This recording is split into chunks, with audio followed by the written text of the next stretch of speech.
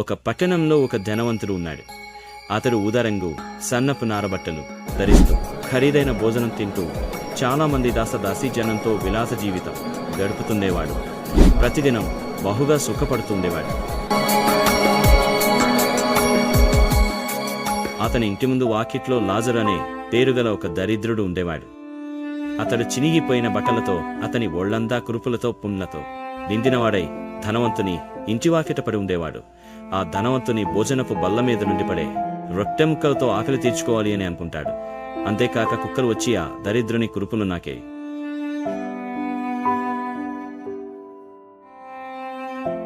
అతను ఈ లోకంలో ఆకలితో, పేదరికంతో, వ్యాధులతో ఎంతో బాధపడ్డాడు.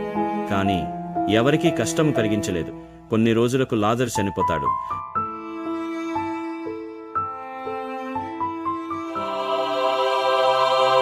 అతడు దేవదూత చేత కొనిపోబడి అబ్రాహాము ప్రక్కన ఉంచబడ్డాడు.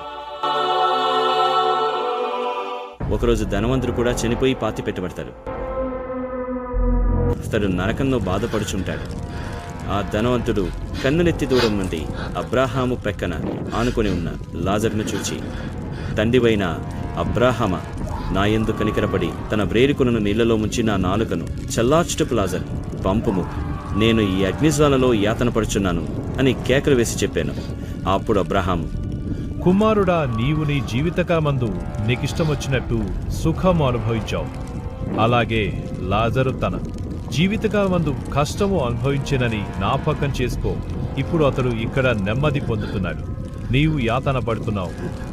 అంతేకాక ఇక్కడి నుండి నీ యొద్దకు దాట గోరువారు దాటి భోజాల పొందినట్లు, అక్కడి వారు మా యొద్దకు దాటి రాజాల పొందినట్టును మీకును మాకును మధ్య మహా అగాధం ఉంచబడి ఉంది అని చెప్పాను. అప్పుడు ఆ ధనవంతుడు, తండ్రి, అలాగైతే నాకు 5 సహోదరులు ఉన్నారు.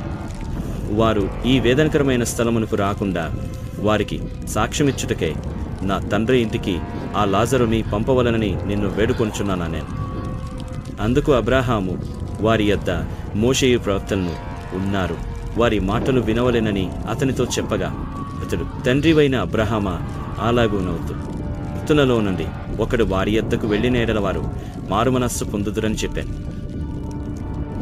అందుకతడు మోషేయు ప్రవక్తలను చెప్పిన మాటలు వారు వినని ఎడల మృతులలో నుండి ఒకడు లేచినను వారు నమ్మరని అతనితో చెప్పాను నేను.